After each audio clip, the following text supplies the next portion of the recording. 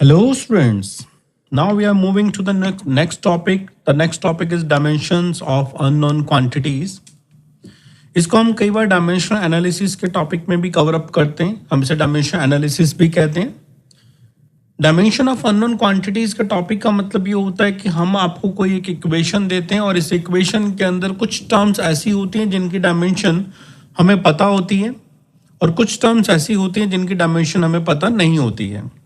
तो क्वेश्चन चाहता है कि जिनकी डायमेंशंस आपको नहीं पता है उनकी डायमेंशंस आप पता करें, मतलब अननोन क्वांटिटीज को पता करें. जैसे फॉर एग्जांपल किसी ने एक न्यूमेरिकल लिखा और न्यूमेरिकल लिखा v equals to u plus a T.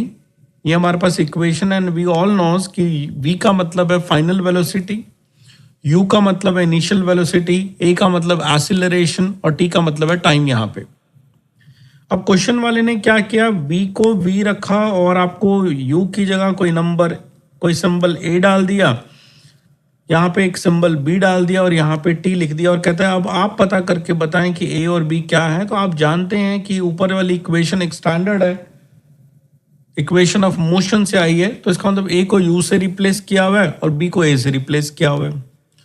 लेकिन अभी हमें पता है तो इसको सॉल्व करना आसान है, लेकिन अगर हमें ये सब नहीं पता होता तो उस क्वांटिटीज को फाइंड आउट करने के लिए हमारे पास कुछ रूल्स होते हैं जिनको हम फॉलो करके अननोन क्वांटिटीज की डायमेंशंस को पता करते हैं, जिसे हम कहते हैं डायमेंशन ऑफ अननोन क्वांटिटीज.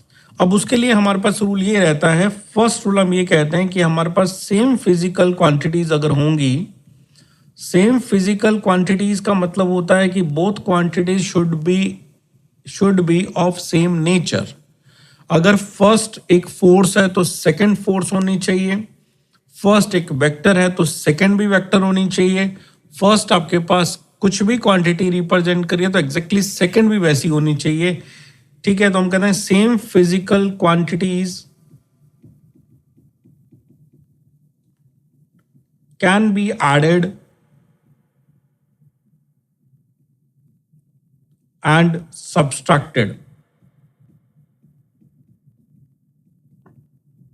तो ये स्टेटमेंट ये कहता है कि अगर हमारे पास सेम फिजिकल क्वांटिटीज होगी तो हम तभी उनको ऐड कर सकते हैं या सब्सट्रैक्ट कर सकते हैं. मतलब ये कहना चाहता है कि अगर हमने यहाँ पे एक लिखा है F मतलब फोर्स है और उसके सामने कुछ भी लिखा गया, A लिखा गया, B लिखा गया, तो अगर हमने A और B को ऐड किया और हमें F मतलब फोर्स मिला है तो ये कहना चाहता है कि A की जो डायमेंशन होगी वही डायमेंशन B की होगी और जो A और B की डायमेंशन सेम होगी तभी हम उसे प्लस कर सकते हैं.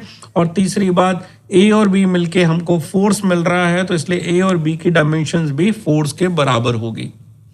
तो ये डायमेंशन का फॉर्मूला होता है, मतलब होता है कि आपको आइदर उसकी यूनिट्स को बैलेंस करना है या फिर उसकी डायमेंशंस को इक्वेट करना है. तो A और B will have the same dimension because they are in addition form और in the subtraction form. Second इसके अंदर रूल जो रहता है वो ये रहता है, different physical quantities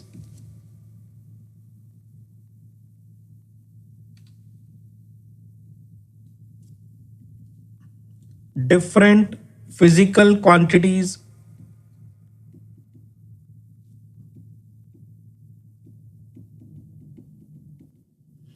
can be multiplied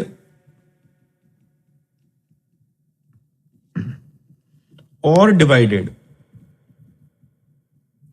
Different physical quantities can be multiplied or divided. It means question ये कहना चाहता है कि अगर आपने अगर लिखा है distance over time, you are getting here speed.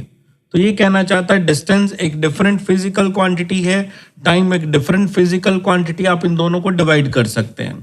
Similarly आपने लिखा फोर्स, मल्टीप्लाई किया डिस्प्लेसमेंट और हमने कहा हमें मिल गया है वर्क. अगेन सेम बात, यहाँ पे फोर्स एंड डिस्प्लेसमेंट दोनों एक डिफरेंट फिजिकल क्वांटिटीज हैं, इसलिए हम इन दोनों को आपस में इस तरह से मल्टीपल भी कर सकते हैं। तो सेम फिजिकल क्वांटिटीज को हम ऐड कर सकते हैं और डिफरेंट फिजिकल क्वांटिटी को हम मल्टीप्लाई या डिवाइड दोनों में से कुछ भी कर सकते हैं। तो ये हमें मैथमेटिक्स के अंदर जब हमें डायमेंशन एनालिसिस करने के लिए जरूरत पड़ेगी तो इन रूल्स का हम जो है यूज करेंगे। हम कहीं पे भी देखेंगे कि अगर कहीं प्लस लगा हुआ है तो इसका मतलब वो दोनों फिजिकल क्वांटिटी एक जैसी हैं, इसलिए प्लस लगा हुआ है। अगर किन्हीं दो फिजिकल क्वांटिटी के बीच में मल्टीपल का साइन आ गया है या डिवाइड का साइन आ गया है तो हम ये समझेंगे कि वो दोनों फिजिकल क्वांटिटी अलग होंगी। Third part, all mathematical functions, mathematical functions, functions का मतलब होता है आपने let's say sine theta cos theta ऐसा कुछ लिखा है, लोगरिथम यूज किया है, तो मैथमेटिकल फंक्शन का मतलब हम कह सकते हैं कोई ट्रिग्नोमेट्रिकल रेशोज हैं,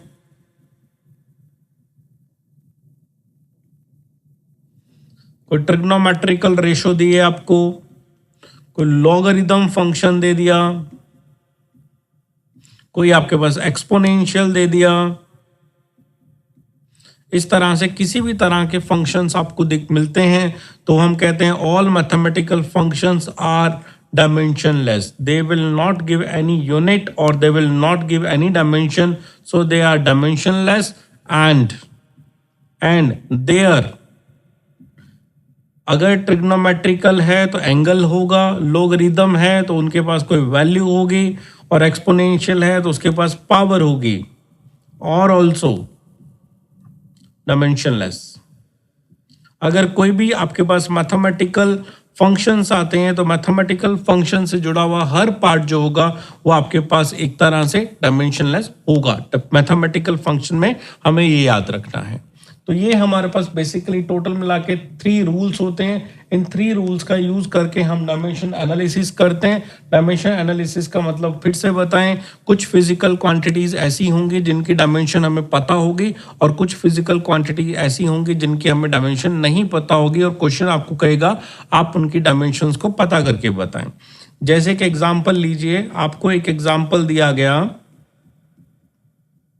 कि हमारे पास एक वेलोसिटी है और वेलोसिटी की इक्वेशन को यहां पे लिखा गया a plus B divide by t plus C, जहां पे v का मतलब वेलोसिटी है और t का मतलब टाइम है। ठीक है, a का मतलब हमें पता नहीं है, b का मतलब हमें पता नहीं है, c का मतलब पता नहीं है, लेकिन v का मतलब वेलोसिटी है, t का मतलब टाइम है। तो कहता है फाइंड करके बताएं डायमेंशंस ये लिखें या dimensional formula of A, B and C. इन तीनों का डायमेंशनल फॉर्मूला हमें पता करना है और हमने किसी तरह की इक्वेशन दी है, वो इक्वेशन है v is equals to A plus B T plus C. इस तरह का कुछ हमें रिलेशन दिया गया है और हमें ये कहा गया है कि आप इसमें हमें डायमेंशंस पता करके बताएंगे। ठीक है, तो अभी हम क्या कहेंगे, अभी हम यहां पे कहेंगे कि हमारे पास जो t है एंड c है, t एंड c वो दोनों कैसे हैं, एडिशन में हैं, आर इन एडिशन फॉर्मूला। अगर t और c दोनों एडिशन में है तो हम ये कह सकते हैं जो t की डायमेंशन होगी वही डायमेंशन हमारे पास c की डायमेंशन होगी। तो t की डायमेंशन होती है टाइम के लिए t1 होती है, इसलिए t की डायमेंशन और c की डायमेंशन इक्वल करके हम कहेंगे c की डायमेंशन भी हमारे पास t1 आ गया है। नेक्स्ट अगर हम बात करें तो हमने लिखा v का फॉर्मूला लिखा गया है a plus B upon T plus C. तो ऐसा जब भी हमें फॉर्मूला मिले तो हमें ऐसे करना है, जो v का डायमेंशन होगा first term that should be equals to a का dimension second term that should be equals to b upon T plus C. C का डायमेंशन तो ये कहता है कि अगर कोई भी दो क्वांटिटीज आपस में एडिशन या कुछ इस तरह से कई सारी टर्म्स बनती है तो उनकी डायमेंशन या यूनिट एक जैसी होती है। तो हमें जो जो पता है वो यहाँ पे रखने की ट्राई करते हैं। सबसे पहले कहते हैं वेलोसिटी आ रहा है और वेलोसिटी का डायमेंशन आपके पास होता है L1 t-1। वेलोसिटी का हो गया L1 t-1।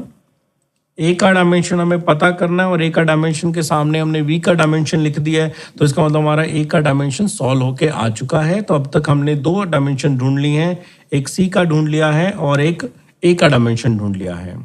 ठीक है, अब फिर से कहते हैं कि वी का डायमेंशन के इक्वल में ए तो है ही, लेकिन हमारे पास बी भी है और डिवाइड बाय टी प्लस सी भी है। इसको हम ऐसे सेपरेट करके भी लिख सकते हैं। अब अगर हमें b का डायमेंशन कैलकुलेट करना है तो हम ऐसा कहेंगे, हमें v के डायमेंशन के अंदर क्रॉस मल्टीप्लिकेशन करके t प्लस सी का डायमेंशन लिखना पड़ेगा। सॉल्यूशन करके हमारे पास आंसर आएगा। तो v का डायमेंशन हमने लिखा L1 t-1, this is a dimension formula for the velocity. अब t के लिए हमने लिखा था टाइम, और यहाँ पे अगर दो एडिशन में आ रहे हैं और जिनका डायमेंशन फॉर्मूला सेम है, सेम कैसे हमने यहाँ पे लिखा है, जो डायमेंशन हमारे पास t का है वो c का है, वही t का है। तो जो डायमेंशन आपके पास t प्लस c दोनों का अगर सेम आता है तो सॉल्यूशन करते वक्त प्लस करके हमें डायमेंशन को डबल नहीं करना, किसी एक को ही लिखना है। तो हमने लिखा t1। अब आपस में मल्टीपल हुआ, ये हुआ L1 t⁻⁻1 और इधर आपके पास है t⁻+1, तो आपके पास आंसर बना है L⁻1। तो इस तरह से हमने dimension of A, dimension of B and dimension of C को ढूंढ लिया है।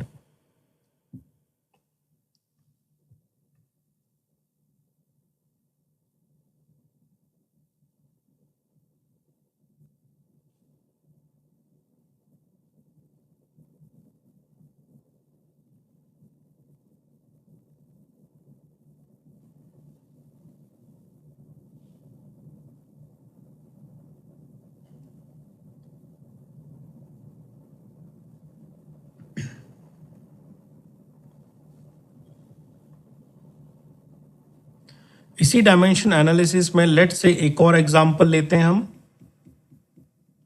इस एग्जांपल में क्वेश्चन ने कहा है कि किसी भी पार्टिकल की जो पोटेंशियल एनर्जी है, तो क्वेश्चन कहता है potential energy U of a particle, potential energy U of a particle varies with position x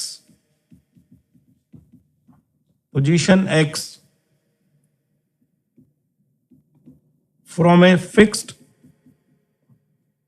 origin edge। Equation दिया गया आपको, u is equals to a√x upon b plus x. तो कहा गया है फाइंड डायमेंशंस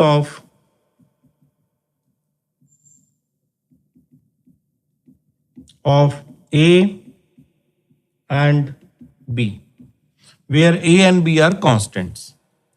तो A और B दो कांस्टेंट हैं जिनमें हमें डायमेंशन पता करके जाना है। तो अभी हमने जो रूल अप्लाई किए उसी पे चलते हैं। हम कहते हैं हमारे पास U का फॉर्मूला लिखा गया है A multiply by √x divide by b plus x. तो सबसे पहले हम ये कहते हैं कि इस क्वेश्चन के अंदर रूल नंबर 1 अप्लाई करके देखें। रूल नंबर 1 कहता है कि अगर कोई भी एडिशन या सब्सट्रैक्शन होता है तो वो फिजिकल क्वांटिटी एक जैसी होती है। तो हम कहते हैं यहाँ b के अंदर x को ऐड किया गया है, और अगर b के अंदर अगर x को ऐड किया है तो जो डायमेंशन b की है वही डायमेंशन आपके पास x की होनी चाहिए। फर्स्ट रूल कहता है same physical quantities can be added और subtracted। If same physical quantity can be added or subtracted means b और x अगर एडिशन में है तो जो डायमेंशन x की है, x मतलब पोजीशन है, तो इसकी डायमेंशन बनती है L1।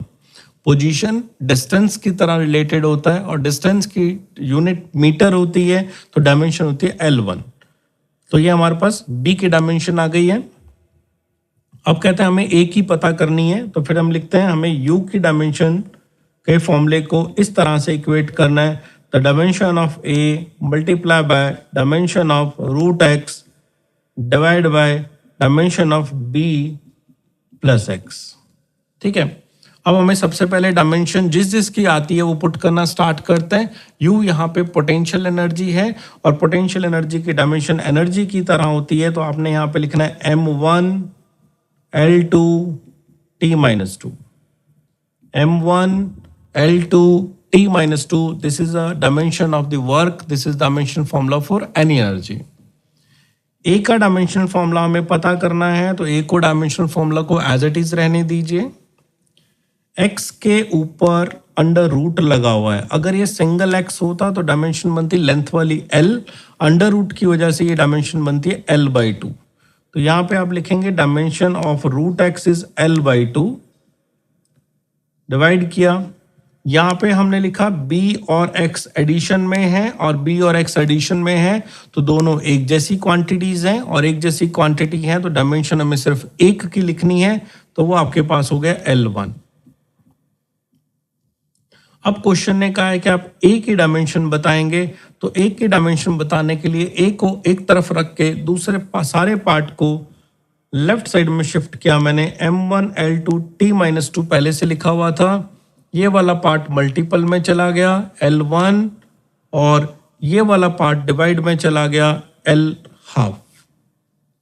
अब इसे हम सॉल्व करेंगे, सॉल्व करके जो है इसका आंसर ढूंढेंगे। तो देखिए m की पावर जो है वो 1 है, एज इट इज 1 रहेगी। l की पावर एक तो 2 है, ये वाली +1 ये वाली -12 ये वाली, ये तीनों पावर को सॉल्व किया। सॉल्व करने पे ये l की वैल्यू एलसीएम लेके निकलती है 5/2। So you will write as L⁻⁵ 5/2, T⁻⁴ a की पावर है -2। So by this way you can easily find out the dimension of the a। तो इस तरह से हम जो है पहले देखते हैं प्लस में कौन है, फिर देखते हैं मल्टीपल पे कौन है। तो पहले प्लस से सॉल्यूशन निकालने की कोशिश करते हैं, जिससे क्वेश्चन थोड़ा ज्यादा फास्ट जल्दी हो जाता है। फिर उसके बाद हम मल्टीपल के बारे में देखते हैं। फिर से इसी डायमेंशन एनालिसिस में एक और क्वेश्चन देखते हैं। ये क्वेश्चन है आपके पास, the equation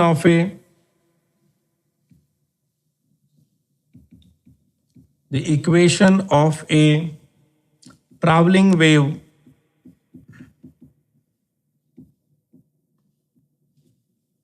given as y is equals to a sin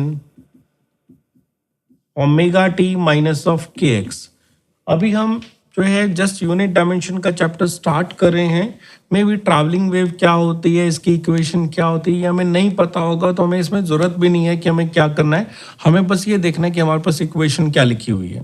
तो हमारे पास इक्वेशन लिखी है y equals to a sin omega t minus kx। अब क्वेश्चन कहता है कि where x and t are position and time respectively।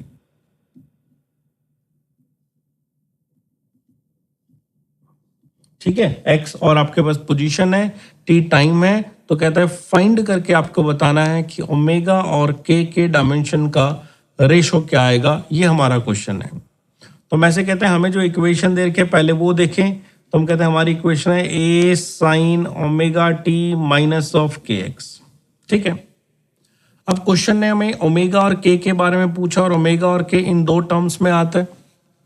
अगर ये ओमेगा और k इन दो टर्म्स में आता है तो हम कह सकते हैं तो दोनों सब्सट्रैक्शन में है। और अगर ये दोनों सब्सट्रैक्शन में है तो जो फर्स्ट टर्म की डायमेंशन होनी चाहिए वही आपके पास सेकंड टर्म की डायमेंशन होनी चाहिए, क्योंकि हम कहते हैं अगर सेम फिजिकल क्वांटिटीज हैं तो ही हम ऐड कर सकते हैं, सेम फिजिकल क्वांटिटी हैं तो ही हम सब्सट्रैक्ट कर सकते हैं। अगर कहीं पे भी सब्सट्रैक्शन लिखा हुआ है तो इसका मतलब वो सेम फिजिकल क्वांटिटी को रिप्रेजेंट कर रहा है। अब क्वेश्चन ने हमें ओमेगा के बारे में पूछा है तो हमने इसको ओमेगा को लिखा, डिवाइड में के पूछा तो इस डिवाइड को नीचे के की तरफ यहाँ पे लेके गए तो ये बन गया ओमेगा बाई के। अब राइट साइड में आपके पास एक x बच गया था और लेफ्ट में जो t है उसको यहाँ पे डिवाइड में कर दिया, तो हम कहते हैं the ratio of omega by K can be written as ratio of x by T. अब आपको क्वेश्चन है ओमेगा बाई के की ही डायमेंशन पूछिए, तो आप कहेंगे x एक लेंथ है तो लेंथ की डायमेंशन L1 हो गई, t यहाँ टाइम है लेकिन डिवाइड में होने की वजह से t⁻⁴ -1 लिखा गया। So this are the dimensional formula of omega by k. Again x एक लेंथ है तो L1 बन गया, t डिवाइड में होने की वजह से T1 बनेगा, और जब इसे ऊपर लेके जाएंगे तो T-1 बनेगा। तो ये आपके पास एक तरीका होता है जिससे हम हमारे पास डायमेंशन एनालिसिस के क्वेश्चंस को प्रोसीड करते हैं। फिर से एक और क्वेश्चन देखें डायमेंशन एनालिसिस के लिए। आपको दिया गया, यहां पे लिखा गया प्रेशर जिसकी value P is equals to P0 e raise to power minus of alpha x दिया गया। ऐसे को रैंडम से इक्वेशन बनाई गई जहां पे कहा गया है कि हमारे पास x जो है वो एक पोजीशन है, एक डिस्टेंस है। तो कहते हैं फाइंड डायमेंशन ऑफ अल्फा क्या आएगा, ये क्वेश्चन है हमारा। ठीक है, हमें पूछा गया अल्फा की डायमेंशन क्या होगा, तो हम कहते हैं अल्फा x जो है वो यहाँ पे एक पावर है, किसकी है, e की पावर है। अल्फा x यहाँ पे e की पावर है। हमने जब हमारे इंपॉर्टेंट पॉइंट लिखे थे वहां पे लिखा था e की या मैथमेटिकल की कोई भी पावर होती है वो डायमेंशनलेस होती है। तो इसका मतलब अल्फा x अगर पावर है तो दोनों मिलके हमें डायमेंशन m0 l0 t0 दे रहे होंगे। अब हमें तो सिर्फ अल्फा चाहिए, तो हम कहते हैं अल्फा की डायमेंशन लिखें तो ऊपर तो कुछ आ ही नहीं रहा, 0 0 0 आ रहा है, लेकिन ये x यहाँ डिवाइड में शिफ्ट हो जाएगा क्योंकि हमने सिर्फ अल्फा चाहिए। x एक लेंथ होती है तो हमने लिखा L1 हो गया, यहाँ पे कुछ नहीं आ रहा तो 1 भी कह सकते हो।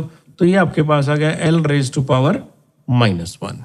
L ऊपर शिफ्ट हो गया, L रेज टू पावर -1। यहाँ पे 1 कैसे आया, किसी की भी पावर 0 होती है तो आंसर 1 होता है, तो इसलिए सारे मिलके 1 हो गए और L raise to power 1 divide में रह गया, जिसको ऊपर जाके हमने L रेज टू पावर -1 कहा है।